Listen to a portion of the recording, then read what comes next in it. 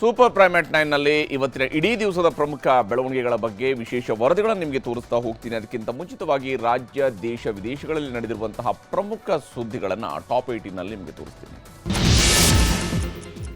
ವಸತಿ ಯೋಜನೆಗಳಲ್ಲಿ ಅಲ್ಪಸಂಖ್ಯಾತರಿಗೆ ಮೀಸಲಾತಿಯನ್ನು 15%ಗೆ ಹೆಚ್ಚಿಸಿರುವುದನ್ನು ಖಂಡಿಸಿ ಬಿಜೆಪಿ ಹೋರಾಟಕ್ಕೆ ನಿರ್ಧರಿಸಿದೆ. ಆದರೆ ವಿಪಕ್ಷದವರ ಟೀಕೆಗೆ ಸಚಿವ ಜಮೀರ್ ಅಹಮದ್ ಖಾನ್ ಕೌಂಟರ್ ಕೊಟ್ಟಿದ್ದಾರೆ. ವಸತಿ ಯೋಜನೆಗಳಲ್ಲಿ ಅಲ್ಪಸಂಖ್ಯಾತರಿಗೆ 15% ಮೀಸಲಾತಿ ನಿರ್ಧಾರ ನಾನು ಮಾಡಿಲ್ಲ. 2019ರಲ್ಲಿ ಸಮ್ಮಿಶ್ರ ಸರ್ಕಾರದ ಅವಧಿಯಲ್ಲಿ ಎಚ್.ಡಿ. ಕುಮಾರಸ್ವಾಮಿ ಮುಖ್ಯಮಂತ್ರಿಗಳಾಗಿದ್ದಾಗ ಸಂಪುಟ ಉಪಸಮಿತಿ ಶಿಫಾರಸು ಮಾಡಿತ್ತು. ಕೇಂದ್ರದಲ್ಲೂ 15% ಮೀಸಲಾತಿ ಇದೆ. ವಾಸ್ತವ ಅಂಶ ತಿಳಿಯದೆ ಪ್ರತಿಪಕ್ಷ ಟೀಕೆ ಮಾಡ್ತಾ ಇರುವಂಥದ್ದು ಶೋಭೆ ತರೋದಿಲ್ಲ ಅಂತ ಹೇಳಿದ್ದಾರೆ. ಇನ್ನೊಂದು ಕಡೆ ಮುಸ್ಲಿಮರು ಬ್ರಿಟಿಷರ ವಿರುದ್ಧ ಹೋರಾಡಿಲ್ವೇನ್ರಿ ಅಂತ ಸಮಾಜ ಕಲ್ಯಾಣ ಸಚಿವ ಎಸ್.ಸಿ. ಮಹದೇವಪ್ಪ ವಿಪಕ್ಷಗಳನ್ನು ಪ್ರಶ್ನಿಸಿದ್ದಾರೆ. ವಸತಿ ಯೋಜನೆಗಳಲ್ಲಿ ಮುಸ್ಲಿಮರ ಮೀಸಲಾತಿ ಹೆಚ್ಚಳಕ್ಕೆ ಬಿಜೆಪಿ ಉಚ್ಚಾಟಿತ ಶಾಸಕ ಯತ್ನಾಳ್ ಕಿಡಿಕಾರಿದ್ದಾರೆ. ಸಿದ್ದರಾಮಯ್ಯ, ಡಿಕೆಶಿ 3 ವರ್ಷದಲ್ಲಿ ಕರ್ನಾಟಕವನ್ನು ಕೇರಳ, ಪಶ್ಚಿಮ ಬಂಗಾಳದ ರೀತಿಯಲ್ಲಿ ಮುಸ್ಲಿಂ ರಾಜ್ಯ ಮಾಡ್ತಾರೆ. ಅಷ್ಟೇ ಅಲ್ಲದೆ ಈ ವಿಚಾರಕ್ಕೆ ಸಂಬಂಧಪಟ್ಟಂತೆ ಮಾತನಾಡಿರುವಂತಹ ಮಾಜಿ ಮುಖ್ಯಮಂತ್ರಿ ಜಗದೀಶ್ ಶೆಟ್ಟರ್ ಬೇರೆ ಧರ್ಮದವರು ಬೆಂಬಲ ನೀಡೋದಿಲ್ಲ ಅಂತ ಕಾಂಗ್ರೆಸ್ ಮುಸ್ಲಿಮರ ಓಲೈಕೆ ಮಾಡ್ತಾ ಇದೆ ಅಂತ ವಾಗ್ದಾಳಿ ನಡೆಸಿದ್ದಾರೆ.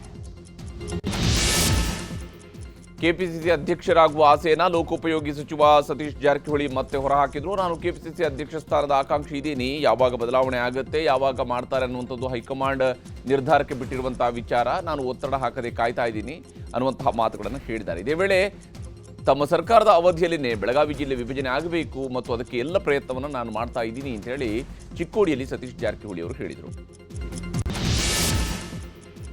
ರಾಜ್ಯ ಕಾಂಗ್ರೆಸ್ ಸರ್ಕಾರ ಹೆಚ್ಚು ದಿನ ಇರೋದಿಲ್ಲ ಅಂತ ಕೇಂದ್ರ ಸಚಿವರಾಗಿರುವ ಕುಮಾರಸ್ವಾಮಿ ಅವರು ಇತ್ತೀಚೆಗೆ ಗುಡುಗಿದ್ರು. ಇದಕ್ಕೆ ಮೊನ್ನೆ ತಿರುಗೇಟು ಕೊಟ್ಟಿದ್ದಂತಹ ಉಪಮುಖ್ಯಮಂತ್ರಿ ಡಿ.ಕೆ. ಶಿವಕುಮಾರ್ ಕುಮಾರಸ್ವಾಮಿ ಅವರಿಗೆ ಒಂದು ವೇಳೆ ಸಿಎಂ ಆಗೋದಾದರೆ ನಾನೇ ಬಟ್ಟೆ ಹೊಲಿಸ್ಕೊಡ್ತೀನಿ ಅಂತ ಹೇಳಿದರು. ಡಿ.ಕೆ. ಶಿವರ ಮಾತಿಗೆ ಇವತ್ತು ಕುಮಾರಸ್ವಾಮಿ ಅವರು ಕಿಡಿಕಾರಿದ್ದಾರೆ. ಮನುಷ್ಯತ್ವದ ದಾರಿದ್ರ್ಯ ಇರೋ ವ್ಯಕ್ತಿಯಿಂದ, ಜನರಿಂದ ಕೊಳ್ಳೆ ಹೊಡೆದ ಪಾಪದ ಹಣದಿಂದ ನನಗೆ ಬಟ್ಟೆ ಕೊಡಿಸೋದು ಬೇಕಿಲ್ಲ. ಬೇಕಿದ್ರೆ ನಾಡಿನ ಜನರ ಹತ್ರ ಕೇಳಿ ಬಟ್ಟೆ ತಗೋತೀನಿ ಅಂತ ಹೇಳಿದ್ದಾರೆ. ದಕ್ಷಿಣ ಕನ್ನಡ ಜಿಲ್ಲೆಯಲ್ಲಿ ನಡೆದ ಕೋಮುಗಲಭೆಗಳ ಬಗ್ಗೆ ಕೆಪಿಸಿಸಿ ಸತ್ಯಶೋಧನಾ ಸಮಿತಿ ಅಧ್ಯಯನ ನಡೆಸಿ ಮಧ್ಯಂತರ ವರದಿಯನ್ನು ಸಲ್ಲಿಸಿದೆ. ಬಿಜೆಪಿ ಮತ್ತು ಸಂಘ ಪರಿವಾರ ಧಾರ್ಮಿಕತೆ ಮೇಲೆ ರಾಜಕೀಯ ನಡೆಸ್ತಾ ಇವೆ. ಕರಾವಳಿ ಭಾಗದಲ್ಲಿ ಸಂಪೂರ್ಣವಾಗಿ ಧಾರ್ಮಿಕ ಪ್ರತ್ಯೇಕತೆಯ ಪ್ರಭಾವ ಹೆಚ್ಚಿದೆ. ಧರ್ಮಾಂಧತೆಯ ಕಾರಣಕ್ಕೆ ಪದೇ ಪದೇ ನೈತಿಕ ಪೊಲೀಸ್ಗಿರಿ ನಡೀತಾ ಇದೆ. ದ್ವೇಷ ಭಾಷಣಗಳು ಮತ್ತು ಕೆಲವೊಂದು ಮಾಫಿಯಾಗಳು ಕರಾವಳಿಯನ್ನು ನಿಯಂತ್ರಿಸ್ತಾ ಇದ್ದಾವೆ. ಇದು ಕೋಮು ಸಂಘರ್ಷ ಹೆಚ್ಚಳಕ್ಕೆ ಕಾರಣ ಆಗಿದೆ ಅಂತ ವರದಿಯಲ್ಲಿ ಉಲ್ಲೇಖ ಮಾಡಲಾಗಿದೆ. 11ನೇ ಅಂತಾರಾಷ್ಟ್ರೀಯ ಯೋಗ ದಿನಾಚರಣೆ ಪ್ರಯುಕ್ತ ನಾಳೆ ಆಂಧ್ರಪ್ರದೇಶದ ವಿಶಾಖಪಟ್ಟಣಂನಲ್ಲಿ ಬೃಹತ್ ಯೋಗ ಕಾರ್ಯಕ್ರಮ ಆಯೋಜಿಸಲಾಗಿದೆ. ಒಂದು ಭೂಮಿ ಒಂದು ಆರೋಗ್ಯಕ್ಕಾಗಿ ಯೋಗ ಎಂಬ ಥೀಮ್ನ ಅಡಿಯಲ್ಲಿ ಕಾರ್ಯಕ್ರಮ ನಡೆಯಲಿದೆ. ಪ್ರಧಾನಮಂತ್ರಿ ನರೇಂದ್ರ ಮೋದಿ, ಆಂಧ್ರದ ಮುಖ್ಯಮಂತ್ರಿ ಚಂದ್ರಬಾಬು ನಾಯ್ಡು, ಉಪಮುಖ್ಯಮಂತ್ರಿ ಪವನ್ ಕಲ್ಯಾಣ್ ಈ ಕಾರ್ಯಕ್ರಮದಲ್ಲಿ ಭಾಗಿಯಾಗಲಿದ್ದಾರೆ. ಆರ್ಕೆ ಬೀಚ್ನಿಂದ ಭೋಗಪುರಂವರೆಗೆ 26 ಕಿಲೋಮೀಟರ್ ಉದ್ದದ ಕಾರಿಡಾರ್ನಲ್ಲಿ 3 ಲಕ್ಷ ಜನ ವಿಶ್ವ ಯೋಗ ದಿನದಲ್ಲಿ ಪಾಲ್ಗೊಳ್ಳಲಿದ್ದಾರೆ. ಚುನಾವಣೆ ಹೊಸ್ತಿಲಲ್ಲಿರುವ ಬಿಹಾರದಲ್ಲಿ ಪ್ರಧಾನಮಂತ್ರಿ ನರೇಂದ್ರ ಮೋದಿ 5,900 ಕೋಟಿ ರೂಪಾಯಿ ಮೌಲ್ಯದ ಅಭಿವೃದ್ಧಿ ಯೋಜನೆಗಳಿಗೆ ಚಾಲನೆ ನೀಡಿದರು. ಸಾರ್ವಜನಿಕ ಸಮಾವೇಶ ಉದ್ದೇಶಿಸಿ ಮಾತನಾಡಿದ ಪ್ರಧಾನಿ ಮೋದಿ ಆರ್ಜೆಡಿ ಹಾಗೂ ಕಾಂಗ್ರೆಸ್ ವಿರುದ್ಧ ಹರಿಹಾಯ್ದರು. ಅಂಬೇಡ್ಕರ್ಗೆ ಲಾಲು ಪ್ರಸಾದ್ ಯಾದವ್ ಅಗೌರವ ತೋರಿಸಿದ್ರು. ನಾವು ಹೃದಯದಿಂದ ನಮಿಸ್ತೀವಿ ಅಂತ ಮಾತಲ್ಲಿದ್ದರು. ಚಿನ್ನಸ್ವಾಮಿ ಸ್ಟೇಡಿಯಂ ಬಳಿ ಕಾಲ್ತುಳಿತದ ಬಗ್ಗೆ ಜಿಲ್ಲಾಧಿಕಾರಿ ಜಗದೀಶ್ ನೇತೃತ್ವದಲ್ಲಿ ಮ್ಯಾಜಿಸ್ಟ್ರೇಟ್ ತನಿಖೆ ನಡೀತಾ ಇದೆ. ಇವತ್ತು ಉತ್ತರ ವಿಭಾಗದ ಡಿಸಿಪಿ ಸೈದುಲ್ ಅದಾವತ್, ದಕ್ಷಿಣ ವಿಭಾಗದ ಡಿಸಿಪಿ ಲೋಕೇಶ್ ಜಗಲಾಸರ್, ಅಮಾನತಾಗಿರುವ ಕಬ್ಬನ್ ಪಾರ್ಕ್ ಠಾಣೆಯ ಎಸಿಪಿ ಬಾಲಕೃಷ್ಣ, ಜಯನಗರದ ಎಸಿಪಿ ನಾರಾಯಣಸ್ವಾಮಿ ಹೇಳಿಕೆಯನ್ನು ದಾಖಲಿಸಿದ್ದಾರೆ. ಮಣಿಪುರದಲ್ಲಿ ಮತ್ತೆ ಸಂಘರ್ಷ ಭುಗಿಲೆದಿದೆ. ಬಿಷ್ಣುಪುರ ಜಿಲ್ಲೆಯಲ್ಲಿ ಭದ್ರತಾ ಪಡೆಗಳು ಮತ್ತು ಶಸ್ತ್ರಸಜ್ಜಿತ ಗುಂಪಿನ ನಡುವೆ ಗುಂಡಿನ ಚಕಮಕಿಯಾಗಿ ಕುಕಿ ಸಮುದಾಯದ ಮಹಿಳೆಯ ಹತ್ಯೆಯಾಗಿದೆ. ಮಹಿಳೆ ಸಾವು ಖಂಡಿಸಿ ಇವತ್ತು ಕುಕಿ ಬುಡಕಟ್ಟು ಜನ ಪ್ರತಿಭಟನೆ ನಡೆಸಿ ಆಕ್ರೋಶ ವ್ಯಕ್ತಪಡಿಸಿದರು. ಉತ್ತರಾಖಂಡ ಪ್ರವಾಸದಲ್ಲಿರುವ ರಾಷ್ಟ್ರಪತಿ ದ್ರೌಪದಿ ಮುರ್ಮು ಕಣ್ಣೀರು ಹಾಕಿದ್ದಾರೆ. 67ನೇ ಜನ್ಮದಿನದ ಪ್ರಯುಕ್ತ ಉತ್ತರಾಖಂಡದ ಅಂಧ ವ್ಯಕ್ತಿಗಳ ಸಬಲೀಕರಣದ ರಾಷ್ಟ್ರೀಯ ಸಂಸ್ಥೆಗೆ ಅವರು ಭೇಟಿ ನೀಡಿದರು. ಈ ವೇಳೆ ಕಾರ್ಯಕ್ರಮದಲ್ಲಿ ಅಂಧ ಮಕ್ಕಳು ಜನ್ಮದಿನಕ್ಕೆ ಹಾಡು ಹಾಡಿ ಶುಭ ಕೋರಿದಾಗ ರಾಷ್ಟ್ರಪತಿಯವರು ಭಾವುಕರಾಗಿ ಕಣ್ಣೀರು ಹಾಕಿದರು. ಏರ್ ಇಂಡಿಯಾ ವಿಮಾನ ದುರಂತದಲ್ಲಿ 274 ಜನ ಸಾವಿಗೀಡಾಗಿದ್ರು. ಈ ದುರಂತಕ್ಕೆ ವಿಮಾನದ ಮುಖ್ಯ ವಿದ್ಯುತ್ ವ್ಯವಸ್ಥೆ ವೈಫಲ್ಯವಾಗಿದ್ದು ಕಾರಣ ಅಂತ ಹೇಳಲಾಗ್ತಾ ಇದೆ. ವಿಮಾನ ತುರ್ತು ತಿರುವು ಪಡೆಯೋದಕ್ಕೆ ವಿದ್ಯುತ್ ಸಮಸ್ಯೆ ಕಾರಣ ಅಂತ ತಜ್ಞರು ಅಭಿಪ್ರಾಯಪಟ್ಟಿದ್ದಾರೆ. ನಟ ರಜನಿಕಾಂತ್ ನಟನೆಯ ಜೈಲರ್ 2 ಸಿನಿಮಾದ ಶೂಟಿಂಗ್ ಮೈಸೂರಿನಲ್ಲಿ ನಡೀತಾ ಇದೆ. ಹುಲ್ಲೇನಹಳ್ಳಿ ಸೇತುವೆ ಮೇಲೆ ಚಿತ್ರೀಕರಣ ನಡೀತಾ ಇದ್ದು ರಜನಿಕಾಂತ್ ಅವರನ್ನು ನೋಡೋದಕ್ಕೆ ಸಾವಿರಾರು ಸಂಖ್ಯೆಯಲ್ಲಿ ಜನ ಅಲ್ಲಿಗೆ ಆಗಮಿಸಿದ್ದಾರೆ. ನಟ ಕಿಚ್ಚ ಸುದೀಪ್ ಹೆಸರು ಹೇಳಿ ಯುವ ನಟನಿಗೆ ನಿರ್ದೇಶಕ ನಂದಕಿಶೋರ್ ವಂಚನೆ ಮಾಡಿದ್ದಾರೆ ಅಂತ ದೂರು ದಾಖಲಾಗಿದೆ. ಸುದೀಪ್ ಅಭಿಮಾನಿ ಶಬರೀಶ್ ಶೆಟ್ಟಿ 2016ರಲ್ಲಿ ಚಿನ್ನ ಅಡವಿಟ್ಟು ನಂದಕಿಶೋರ್ಗೆ 22 ಲಕ್ಷ ರೂಪಾಯಿ ಹಣ ಕೊಟ್ಟಿದ್ರಂತೆ. ಹಣ ಕೇಳಿದರೆ ನಂದಕಿಶೋರ್ ಬೆದರಿಕೆ ಹಾಕ್ತಿದ್ದಾರೆ ಅಂತ ಆರೋಪಿಸಿದ್ದಾರೆ. ಇಂದಿನಿಂದ ಭಾರತ ಇಂಗ್ಲೆಂಡ್ ನಡುವೆ ಟೆಸ್ಟ್ ಸರಣಿ ಶುರುವಾಗಿದೆ. ಬ್ಯಾಟಿಂಗ್ ಆರಂಭಿಸಿರುವಂತಹ ಟೀಂ ಇಂಡಿಯಾ 2 ವಿಕೆಟ್ ನಷ್ಟಕ್ಕೆ 209 ರನ್ ಗಳಿಸಿದೆ. ಯಶಸ್ವಿ ಜೈಸ್ವಾಲ್ 145 ಎಸೆತಗಳಲ್ಲಿ ಶತಕ ಸಿಡಿಸಿದರೆ ಶುಭ್ಮನ್ ಗಿಲ್ ಅರ್ಧಶತಕ ಸಿಡಿಸಿದ್ದಾರೆ. 42 ರನ್ಗೆ ಕೆಎಲ್ ರಾಹುಲ್ ಔಟ್ ಆದರೆ ಸಾಯಿ ಸುದರ್ಶನ್ ತನ್ನ ಚೊಚ್ಚಲ ಪಂದ್ಯದಲ್ಲಿ ಶೂನ್ಯಕ್ಕೆ ಔಟ್ ಆಗಿದ್ದಾರೆ. ಉದ್ಯಮಿ ಎಲಾನ್ ಮಸ್ಕ್ ಒಡೆತನದ ಸ್ಪೇಸ್ ಎಕ್ಸ್ನ ಸ್ಟಾರ್ಶಿಪ್ ರಾಕೆಟ್ ಪರೀಕ್ಷೆ ವೇಳೆ ಸ್ಫೋಟಗೊಂಡಿದೆ. ಟೆಕ್ಸಾಸ್ನ ಸ್ಟಾರ್ ಬೇಸ್ನಲ್ಲಿ 10ನೇ ಹಾರಾಟದ ಪರೀಕ್ಷೆಗೆ ತಯಾರಿ ನಡೆಸ್ತಾ ಇರುವಾಗ ಈ ಅವಘಡ ಸಂಭವಿಸಿದೆ. ಅದೃಷ್ಟವಶಾತ್ ಯಾವುದೇ ಪ್ರಾಣಹಾನಿ ಸಂಭವಿಸಿಲ್ಲ. ಈಗ ಸುದ್ದಿಗಳನ್ನು ವಿವರವಾಗಿ ನೋಡ್ತಾ ಹೋಗೋಣ. ಇಸ್ರೇಲ್ ಮತ್ತು ಇರಾನ್ ನಡುವಿನ ಘೋರ ಯುದ್ಧ 8ನೇ ದಿನಕ್ಕೆ ಕಾಲಿಟ್ಟಿದೆ. ಬರೀ 8 ದಿನದ ಯುದ್ಧದಲ್ಲಿ 2 ದೇಶಗಳ ಅರ್ಧಕ್ಕರ್ಧ ಶಸ್ತ್ರಾಸ್ತ್ರಗಳೇ ಖಾಲಿಯಾಗಿವೆ. ಇದರಿಂದ 2 ದೇಶಗಳ ಮಧ್ಯೆ ನ್ಯೂಕ್ಲಿಯರ್ ದಾಳಿಯ ಆತಂಕ ಹೆಚ್ಚಾಗ್ತಾ ಇದೆ. ಇನ್ನು ಇಸ್ರೇಲ್ ಬೆನ್ನಿಗೆ ನಿಂತಿದ್ದ ಅಮೆರಿಕ ಇರಾನ್ ದೇಶದ ಮೇಲೆ ದಾಳಿಗೆ ಸಜ್ಜಾಗಿತ್ತು. ಈಗ 2 ವಾರ ಕಾದು ನೋಡ್ತೀವಿ ಅಂತ ಅಮೆರಿಕ ಸೈಲೆಂಟ್ ಆಗಿದೆ. ಇನ್ನೊಂದು ಕಡೆ ಭಾರತೀಯರನ್ನ ಯುದ್ಧ ಭೂಮಿಯಿಂದ ವಾಪಸ್ ಕರೆತರಲಾಗ್ತಾ ಇದ್ದು 2 ಹಂತದಲ್ಲಿ 3 ವಿಮಾನಗಳಲ್ಲಿ ವಿದ್ಯಾರ್ಥಿಗಳು ವಾಪಸ್ ಆಗಿದ್ದಾರೆ. ಇರಾನ್ ಬಗ್ತಿಲ್ಲ, ಇಸ್ರೇಲ್ ಬಿಡ್ತಿಲ್ಲ. ಇರಾನ್ ಶರಣಾಗ್ತಿಲ್ಲ, ಇಸ್ರೇಲ್ ಸುಮ್ಮನಾಗ್ತಿಲ್ಲ. ಇಸ್ರೇಲ್ 10 ಕ್ಷಿಪಣಿ ಹಾರಿಸಿದ್ರೆ ಮರುಗಂಟೆಯಲ್ಲದೆ ಇರಾನ್ನಿಂದ 20 ಕ್ಷಿಪಣಿಗಳು ಹಾರಿ ಬರುತ್ತವೆ. ಇರಾನ್ 20 ಕ್ಷಿಪಣಿ ಹಾರಿಸಿದ್ರೆ ಇಸ್ರೇಲ್ ಸೇನೆ 50 ಬಾಂಬ್ಗಳನ್ನ ಹಾಕುತ್ತೆ. ಇರಾನ್ ಇಸ್ರೇಲ್ನ ನಗರಗಳ ಐಷಾರಾಮಿ ಕಟ್ಟಡಗಳನ್ನ ಧ್ವಂಸಗೊಳಿಸಿದ್ರೆ ಇಸ್ರೇಲ್ ಮಿಲಿಟರಿ ಇರಾನ್ ದೇಶದ ತೈಲ ಘಟಕಗಳನ್ನ ಧ್ವಂಸ ಮಾಡ್ತಿದೆ. ಇಸ್ರೇಲ್ ಆಸ್ಪತ್ರೆಗಳನ್ನ ಇರಾನ್ ಸರ್ವನಾಶ ಮಾಡಿದ್ರೆ ಇಸ್ರೇಲ್ ದೇಶ ಇರಾನ್ ದೇಶದ ಪರಮಾಣು ಘಟಕಗಳನ್ನ ಗುರಿಯಾಗಿಸಿ ದಾಳಿ ಮಾಡ್ತಿದೆ. 2 ದೇಶಗಳ ಈ ಸೇಡಿನ ಯುದ್ಧ ಕಳೆದ 8 ದಿನಗಳಿಂದ ಲಕ್ಷಾಂತರ ಜನರನ್ನ ಬೀದಿಗೆ ತಳ್ಳಿದೆ. ಸಾವಿರಾರು ಜನರನ್ನ ಬಲಿ ಪಡೆದಿದೆ. ಪುಟ್ಟ ಪುಟ್ಟ ಮಕ್ಕಳು ಅವಶೇಷಗಳಡಿ ಸಿಲುಕಿ ಜೀವ ಉಳಿಸಿಕೊಳ್ಳಲು ಒದ್ದಾಡ್ತಿದ್ರೆ ರಕ್ಷಣಾ ಪಡೆಗಳು ಮಕ್ಕಳನ್ನ ರಕ್ಷಿಸಿ ಅವರನ್ನ ಆರೈಕೆ ಮಾಡಿ ಆಸ್ಪತ್ರೆಗೆ ಸೇರಿಸ್ತಿರೋ ದೃಶ್ಯಗಳು ಇಡೀ ಜಗತ್ತನ್ನೇ ಆತಂಕಕ್ಕೆ ತಳ್ಳಿದ್ದು ದಿನ ದಿನಕ್ಕೂ ಯುದ್ಧ ಘನಘೋರ ಹಂತಕ್ಕೆ ಹೋಗ್ತಿದೆ.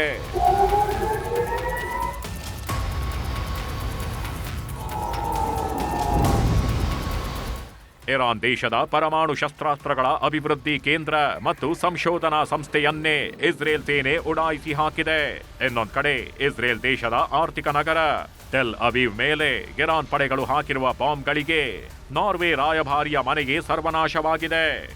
2 ದೇಶಗಳ ಮಧ್ಯೆ ಆಕಾಶದಿಂದ ಚಿಮ್ಮಿ ಬರುವ ಕ್ಷಿಪಣಿಗಳು, ಕ್ಷಿಪಣಿ ದಾಳಿಗೂ ಮುನ್ನ ಬರುವ ಸೈರನ್ ಸೌಂಡ್ಗೆ ಜನ ಬೆಚ್ಚಿ ಬೀಳ್ತಿದ್ದಾರೆ.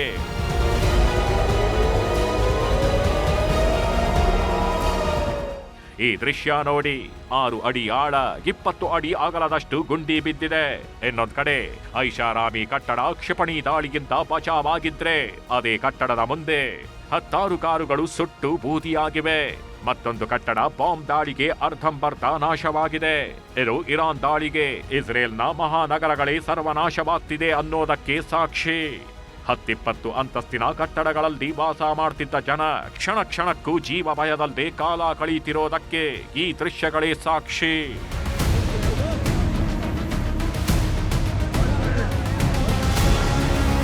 ಟೆಹರಾನ್ನಲ್ಲಿರುವ ಇರಾನಿನ ಆಡಳಿತದ ಆಂತರಿಕ ಭದ್ರತಾ ಕೇಂದ್ರ ಕಚೇರಿಯನ್ನ, ಆಡಳಿತದ ವಿಶೇಷ ಆಂತರಿಕ ಭದ್ರತಾ ಘಟಕಗಳ ಪ್ರಧಾನ ಕಚೇರಿಯನ್ನ ಇಸ್ರೇಲ್ ಧ್ವಂಸ ಮಾಡಿದೆ. ಮೇಲಿಂದ ಐಎಎಫ್ ಯುದ್ಧ ವಿಮಾನಗಳ ದಾಳಿಯಿಂದಾಗಿ ಕ್ಷಣಾರ್ಧದಲ್ಲಿ ಕಟ್ಟಡಗಳೇ ಸ್ಫೋಟವಾಗುವ ದೃಶ್ಯಗಳು ಸಿಸಿಟಿವಿಯಲ್ಲಿ ಸೆರೆಯಾಗಿವೆ.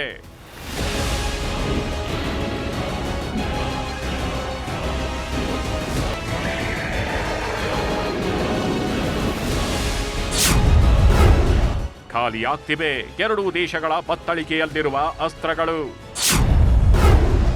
ಯುದ್ಧ ಗೆಲ್ಲೋಕೆ ನ್ಯೂಕ್ಲಿಯರ್ ದಾಳಿ ನಡೆಯುವ ಆತಂಕ. ಯುದ್ಧಕ್ಕೆ ಇಳಿದ್ರೆ ಮುಗೀತು. ಸರಿ ತಪ್ಪುಗಳ ಆಲೋಚನೆಯನ್ನೇ ಮಾಡಲ್ಲ. ಒಳ್ಳೆಯವರು ಕೆಟ್ಟವರು ನಾಗರಿಕರನ್ನ ನೋಡದೆ ದಾಳಿಗಳಾಗತ್ತೆ. ಎದುರಾಳಿಯನ್ನ ಹೇಗಾದ್ರೂ ಸರಿ ಮಟ್ಟ ಹಾಕ್ಲೇಬೇಕು, ಇಲ್ಲ ಅಂದ್ರೆ ಸಂಪೂರ್ಣವಾಗಿ ಮುಗಿಸ್ಬೇಕು ಅನ್ನೋದಷ್ಟೇ ಯುದ್ಧ ನಡೆಸೋರ ಮನಸ್ಥಿತಿ. ಇದೇ ಮನಸ್ಥಿತಿಯಲ್ಲಿ ಇಸ್ರೇಲ್ ಪ್ರಧಾನಿ ಬೆಂಜಮಿನ್ ನೆತನ್ಯಾಹು ಇರಾನ್ ದೇಶದ ಪರಮೋಚ್ಚ ನಾಯಕ ಅಲಿ ಖಮೇನಿನೂ ಗೆದ್ದು ಯುದ್ಧ ನಿಲ್ಲಿಸೋಕೆ ರೆಡಿ ಇಲ್ಲ. ಈಗ ಯುದ್ಧ ಮಾಡಿ ಮಾಡಿ ಅರ್ಧಕ್ಕರ್ಧ ಶಸ್ತ್ರಾಸ್ತ್ರಗಳನ್ನ ಕಳೆದುಕೊಂಡಿರೋ ಎರಡೂ ದೇಶಗಳು ನ್ಯೂಕ್ಲಿಯರ್ ಬಾಂಬ್ ದಾಳಿಗೂ ಸಜ್ಜಾಗಿವೆ. ಈಗಾಗಲೇ ಎರಡೂ ದೇಶಗಳ ನಾಯಕರು ನ್ಯೂಕ್ಲಿಯರ್ ದಾಳಿಯ ಎಚ್ಚರಿಕೆ ಕೊಟ್ಟಿದ್ದು ಜಗತ್ತಿನಲ್ಲಿ ಹೊಸ ಅಣ್ವಸ್ತ್ರ ಸ್ಪರ್ಧೆ ಆರಂಭವಾಗ್ತಿದೆ.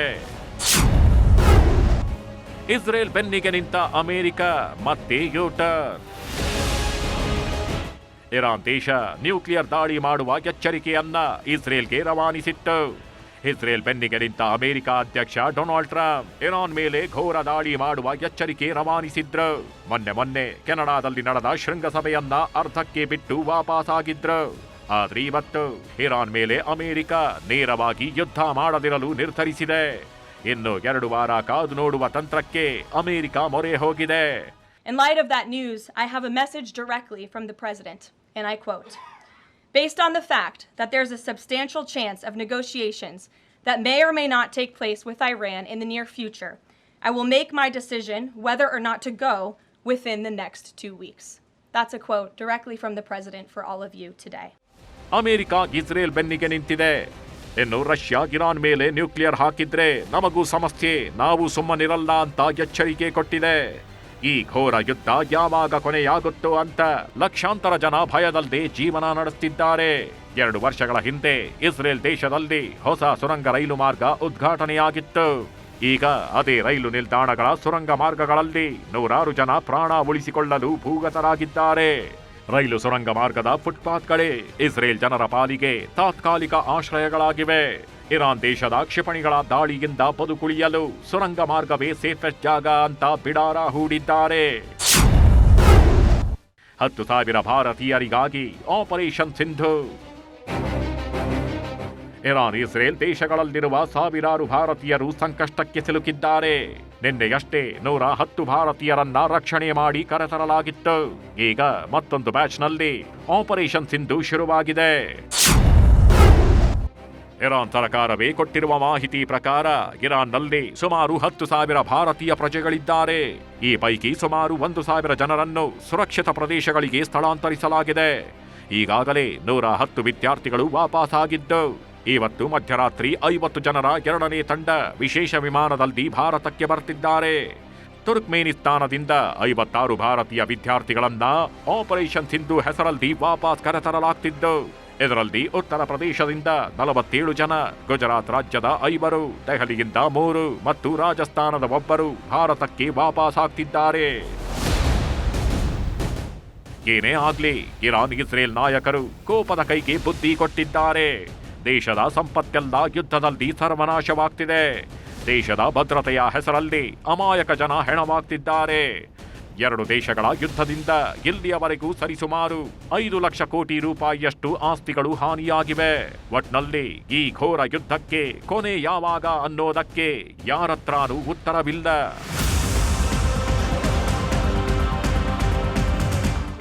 Bureau report, news 18. ಸಿದ್ದರಾಮಯ್ಯ ಸರ್ಕಾರದಲ್ಲಿ ವಸತಿ ಸಚಿವಾಲಯದ ವಿರುದ್ಧ, ವಸತಿ ಖಾತೆಯ ವಿರುದ್ಧ ಈಗ ಸ್ವಪಕ್ಷದ ಶಾಸಕರಿಗೆ ಭ್ರಷ್ಟಾಚಾರದ ಆರೋಪವನ್ನು ಮಾಡಿದ್ದಾರೆ. ವಸತಿ ಇಲಾಖೆಯಲ್ಲಿ ಲಂಚ ಕೊಟ್ಟರಷ್ಟೇ ಕೆಲಸ ಆಗತ್ತೆ, ಅಂದರೆ ಮನೆ ಸಿಗುತ್ತೆ ಅನ್ನುವಂಥದ್ದನ್ನ ಆಳಂದ ಶಾಸಕ BR ಪಾಟೀಲರು ನೇರವಾಗಿ ಸಚಿವರ PSಗೆ ಹೇಳಿದ್ದಾರೆ. ಇದು ಸರ್ಕಾರಕ್ಕೆ ದೊಡ್ಡ ಮುಜುಗರವನ್ನು ತಂದಿಟ್ಟಿದೆ. ಸಚಿವರ ಆಪ್ತ ಕಾರ್ಯದರ್ಶಿ ಸರ್ಫರಾಜ್ ಖಾನ್ ಜೊತೆಗೆ BR ಪಾಟೀಲ್ ಮಾತನಾಡಿರುವಂಥ ಆಡಿಯೋ ವೈರಲ್ ಆಗ್ತಾ ಇದೆ ಅಂತಲೇ BJP ಮತ್ತು JDS ನಾಯಕರು ಸರ್ಕಾರದ ವಿರುದ್ಧ ಮುಗಿಬಿದ್ದಿದ್ದಾರೆ.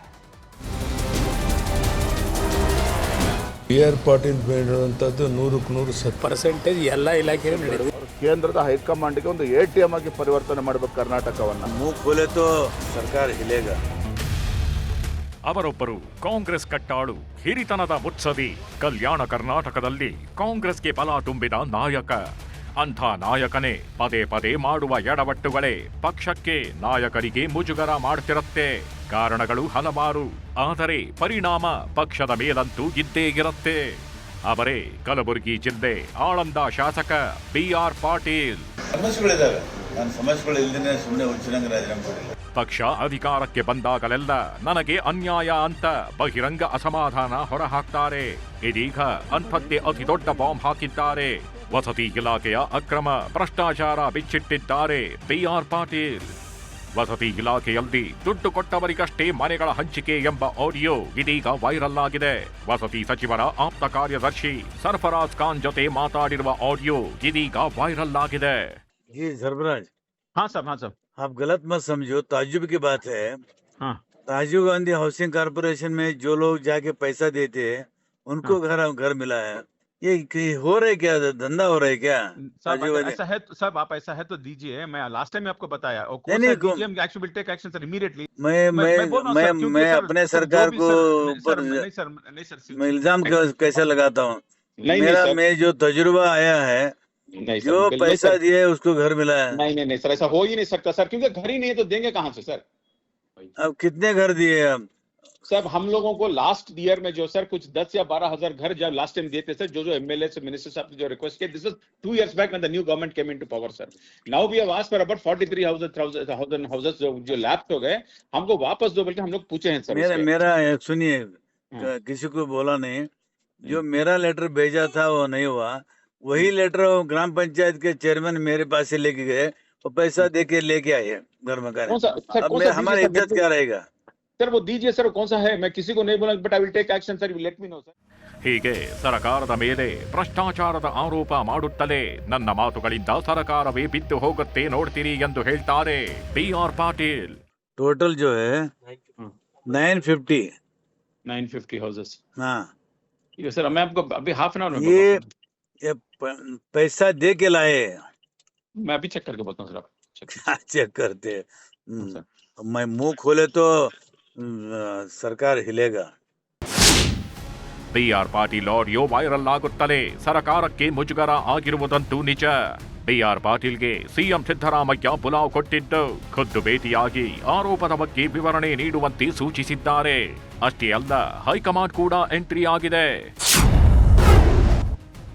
BR ಪಾಟೀಲ್ ಸರ್ಫರಾಜ್ ನಡುವಿನ ಆಡಿಯೋದಲ್ಲಿನ ವಸತಿ ಇಲಾಖೆ ಭ್ರಷ್ಟಾಚಾರದ ಬಗ್ಗೆ ವರಿಷ್ಠರು ಮಾಹಿತಿ ಸಂಗ್ರಹಿಸುತ್ತಿದ್ದಾರೆ.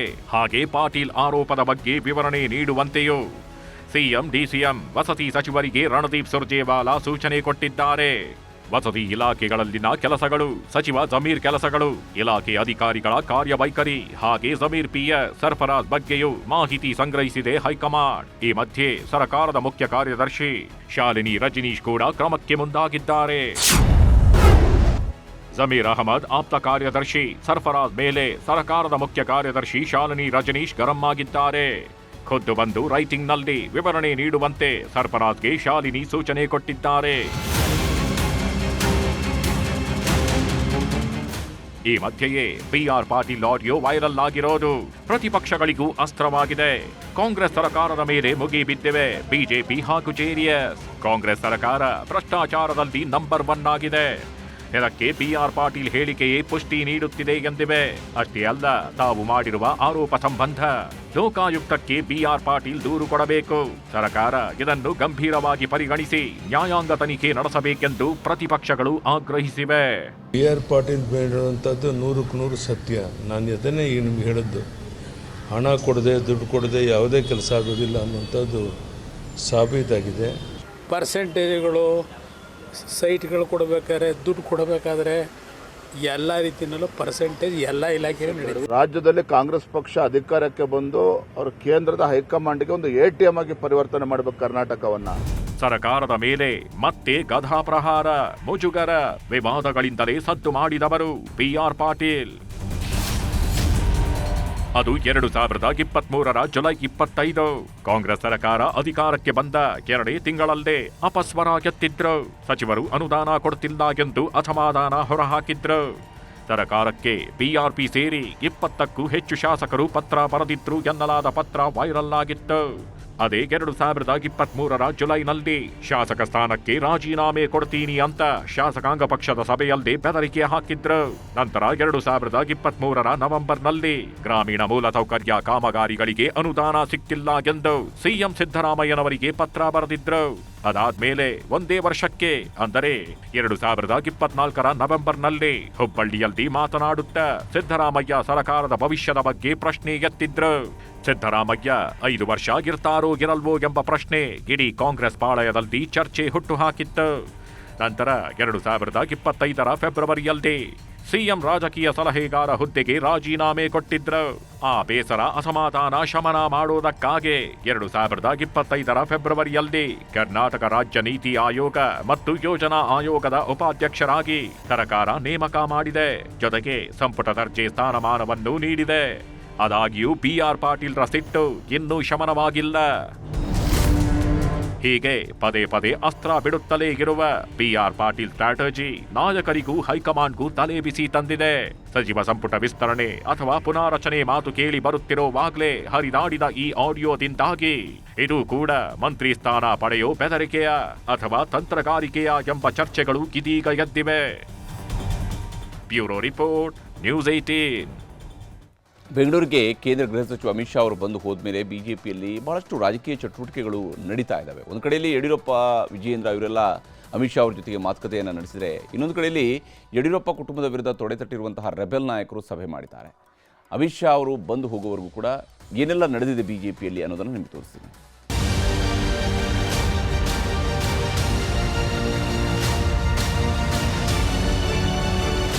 ರಾಜ್ಯ ಬಿಜೆಪಿಯಲ್ಲಿ ಬದಲಾವಣೆ ಗಾಳಿ ಬೀಸುತ್ತೆ ಅಂತ ಅಸಮಾಧಾನಿತ ಬಿಜೆಪಿ ನಾಯಕರುಗಳ ದಂಡು ಕನಸಿನ ಮೂಟೆ ಹೊತ್ಕೊಂಡು ಕಾಯ್ತಾ ಇದೆ. ಇದರ ಮಧ್ಯೆನೇ ಕೇಂದ್ರ ಗೃಹ ಸಚಿವ, ಬಿಜೆಪಿ ಪಕ್ಷದ ರಾಷ್ಟ್ರೀಯ ನಾಯಕ, ಸಂಘಟನಾ ಚತುರ ಅಂತಾನೆ ಕರೆಸಿಕೊಳ್ಳುವ ಅಮಿತ್ ಶಾ ಬೆಂಗಳೂರಿಗೆ ಬಂದಿದ್ರು. ನಿನ್ನೆ ರಾತ್ರಿ ರಾಜಧಾನಿಗೆ ಬಂದಿದ್ದ ಅಮಿತ್ ಶಾ ಅವರನ್ನ ಯಡಿಯೂರಪ್ಪ, ವಿಜಯೇಂದ್ರ, ಆರ್ ಅಶೋಕ್, ಸಿಟಿ ರವಿ ಸೇರಿದಂತೆ ಬಿಜೆಪಿ ನಾಯಕರೆಲ್ಲ ಅದ್ಧೂರಿ ಸ್ವಾಗತ ಕೋರಿದ್ರು. ಆಮೇಲೆ ತಾಜ್ ವೆಸ್ಟ್ ಎಂಡ್ ಹೋಟೆಲ್ಗೆ ಬಂದ ಅಮಿತ್ ಶಾ ಅವರ ಜೊತೆ ಯಡಿಯೂರಪ್ಪ ಮತ್ತು ವಿಜಯೇಂದ್ರ ಪ್ರತ್ಯೇಕ ಮಾತುಕತೆ ನಡೆಸಿದ್ರು. ಬೆಳಗಾಗ್ತಿದ್ದಂತೆ ಮತ್ತೆ ವಿಜಯೇಂದ್ರ, ಅಶೋಕ್, ಬಸವರಾಜ ಬೊಮ್ಮಾಯಿ ಹೋಟೆಲ್ಗೆ ಬಂದು ಅಮಿತ್ ಶಾ ಅವರ ಜೊತೆ ಮಾತುಕತೆ ನಡೆಸಿ 5 ಸಂದೇಶ ಕೊಟ್ಟಿದ್ದಾರೆ.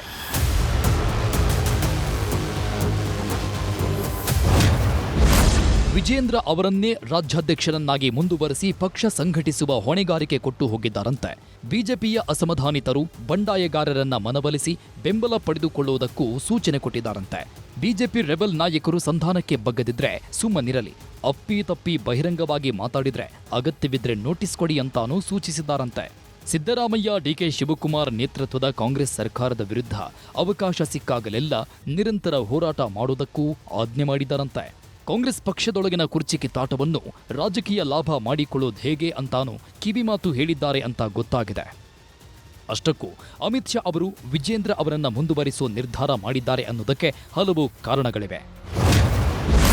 ಬಿವೈ ವಿಜೇಂದ್ರಗೆ ಜಾತಿ ಬಲದ ಶ್ರೀರಕ್ಷೆ ಇದೆ. ಪ್ರಬಲ ಲಿಂಗಾಯತ ಸಮುದಾಯದ ನಾಯಕ. ಬದಲಾವಣೆ ಮಾಡಿದ್ರೆ ಸಮುದಾಯದ ಆಕ್ರೋಶಕ್ಕೆ ಸಿಲುಕಬೇಕು. ಜೊತೆಗೆ ಬಿಜೆಪಿಯಲ್ಲಿ ಪರ್ಯಾಯ ನಾಯಕತ್ವದ ಕೊರತೆ ಇದೆ.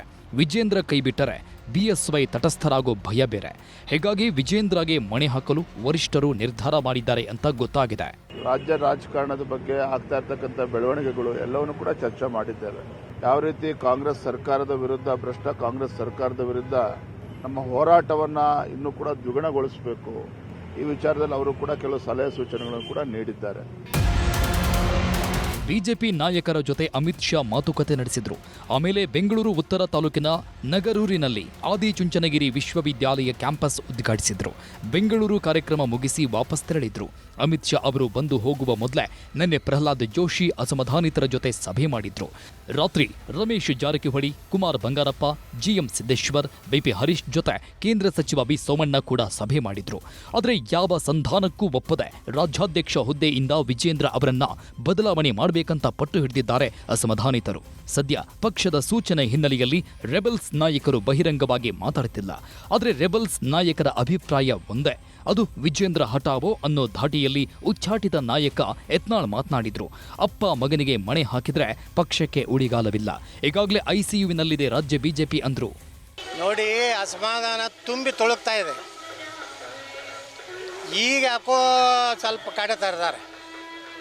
ಈಗ ICU ಒಳಗಿದೆ ಕರ್ನಾಟಕ BJP. ಏನು ಸಂಘಟನೆ ಇಲ್ಲ, ಒಂದು ಹೋರಾಟ ಮಾಡಿದ್ರೆ 10-15 ಜನ ಸೇರೋದಿಲ್ಲ. ಕಾರಣ ಏನಂದ್ರೆ ರಾಜ್ಯದ ನಾಯಕತ್ವ ಸರಿ ಇಲ್ಲ. ಇವತ್ತು ಕುಮಾರಸ್ವಾಮಿ ಅವ್ರ ಜೊತೆಗೂ ಹೊಂದಾಣಿಕೆ ಇಲ್ಲ. ಅವರು ನಮ್ಮ ಮಿತ್ರ ಪಕ್ಷ ಇದ್ದರೂ ಸಹ ಅವ್ರನ್ನ ವಿಶ್ವಾಸ ತಗೊಲಾರ್ದೇ ಇವರೇ ಒಂದೇನೋ ಮಾಡ್ತಾರೆ.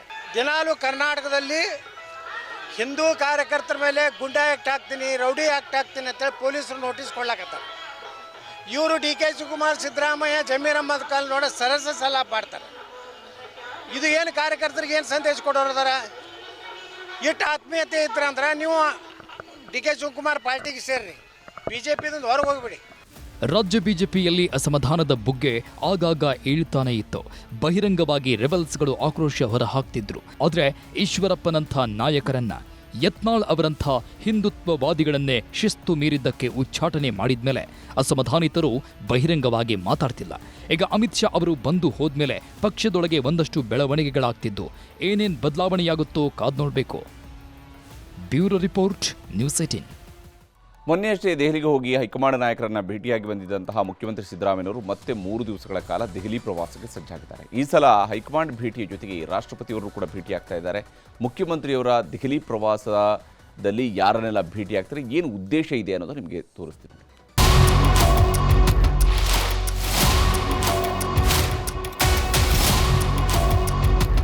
ಕಳೆದ ವಾರ ದೆಹಲಿಗೆ ತೆರಳಿದ್ದ ಮುಖ್ಯಮಂತ್ರಿ ಸಿದ್ದರಾಮಯ್ಯ, ಉಪಮುಖ್ಯಮಂತ್ರಿ DK ಶಿವಕುಮಾರ್ ಬೆಂಗಳೂರಲ್ಲಿ ನಡೆದ ಕಾಲ್ತುಳಿತ ಪ್ರಕರಣ, ಜಾತಿ ಗಣತಿ ವರದಿ ಬಗ್ಗೆ ಚರ್ಚೆ ನಡೆಸಿ ಬಂದಿದ್ರು. ಈಗ ಮತ್ತೆ 3 ದಿನಗಳ ಕಾಲ ದೆಹಲಿ ಪ್ರವಾಸ ಕೈಗೊಂಡಿದ್ದಾರೆ. ಜೂನ್ 23ರ ಸಂಜೆ ದೆಹಲಿಗೆ ತೆರಳಿ ಜೂನ್ 25ರ ರಾತ್ರಿ ಬೆಂಗಳೂರಿಗೆ CM ವಾಪಸ್ ಆಗಲಿದ್ದಾರೆ.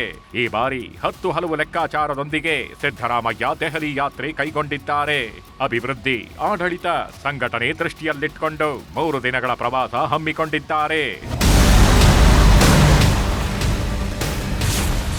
ಸೋಮವಾರ ಸಂಜೆ ದೆಹಲಿಗೆ ಪ್ರಯಾಣ ಬೆಳೆಸಲಿರೋ ಸಿದ್ದರಾಮಯ್ಯ ಕರ್ನಾಟಕ ಭವನದಲ್ಲಿ ವಾಸ್ತವ್ಯ ಹೂಡಲಿದ್ದಾರೆ. ಮಂಗಳವಾರ ಬೆಳಗ್ಗೆ ರಾಷ್ಟ್ರಪತಿ ದ್ರೌಪದಿ ಮುರ್ಮುರವರ ಭೇಟಿಗೆ ಸಮಯ ನಿಗದಿಯಾಗಿದೆ. ರಾಜ್ಯಪಾಲರಿಂದ ತಿರಸ್ಕಾರವಾಗಿರುವ ಮಸೂದೆಗಳು ರಾಷ್ಟ್ರಪತಿಗಳ ಬಳಿ ಇವೆ. ಈ ವಿಧೇಯಕಗಳ ಬಗ್ಗೆ ರಾಷ್ಟ್ರಪತಿಗಳಿಗೆ CM ಮನವರಿಕೆ ಮಾಡಿಕೊಡಲಿದ್ದಾರೆ. ಬುಧವಾರ ಪ್ರಧಾನಿ ಮೋದಿ ಭೇಟಿಗೆ ಸಮಯ ಕೇಳಿದ್ದು, ಭೇಟಿಗೆ ಅನುಮತಿ ಸಿಕ್ಕರೆ ರಾಜ್ಯಕ್ಕೆ ಬರಬೇಕಾದ GST ಬಾಕಿ ಹಣ ಸೇರಿದಂತೆ ಹಲವು ವಿಚಾರಗಳ ಬಗ್ಗೆ ಚರ್ಚೆ ನಡೆಸಲಿದ್ದಾರೆ. ಸಂಜೆ ಹಣಕಾಸು ಸಚಿವೆ ನಿರ್ಮಲಾ ಸೀತಾರಾಮನ್ ಭೇಟಿಗೂ ಟೈಮ್ ಕೇಳಿದ್ದು, ಆರ್ಥಿಕ ಯೋಜನೆಗಳ ಬಗ್ಗೆ ಚರ್ಚೆ ಮಾಡಲಿದ್ದಾರೆ.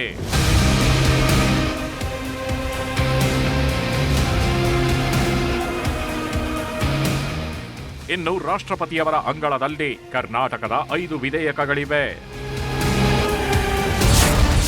ಮೊದಲನೆಯದ್ದು ಮಕ್ಕಳ ಉಚಿತ ಮತ್ತು ಕಡ್ಡಾಯ ಶಿಕ್ಷಣದ ಹಕ್ಕು ತಿದ್ದುಪಡಿ ವಿಧೇಯಕ 2015, ನೋಂದಣಿ ಕರ್ನಾಟಕ ತಿದ್ದುಪಡಿ ವಿಧೇಯಕ 2025, ಕರ್ನಾಟಕ ನೋಟರಿಗಳ ತಿದ್ದುಪಡಿ ವಿಧೇಯಕ 2025, ಕರ್ನಾಟಕ ಸಾರ್ವಜನಿಕ ಸಂಗ್ರಹಣೆಗಳಲ್ಲಿ ಪಾರದರ್ಶಕತೆ ತಿದ್ದುಪಡಿ ವಿಧೇಯಕ 2025, ಕೊನೆಯದಾಗಿ ಕರ್ನಾಟಕ ಕಾರ್ಮಿಕ ಸಂಸ್ಥೆಗಳು ಮತ್ತು ಧಾರ್ಮಿಕ ದತ್ತಿ ತಿದ್ದುಪಡಿ ವಿಧೇಯಕ 2025.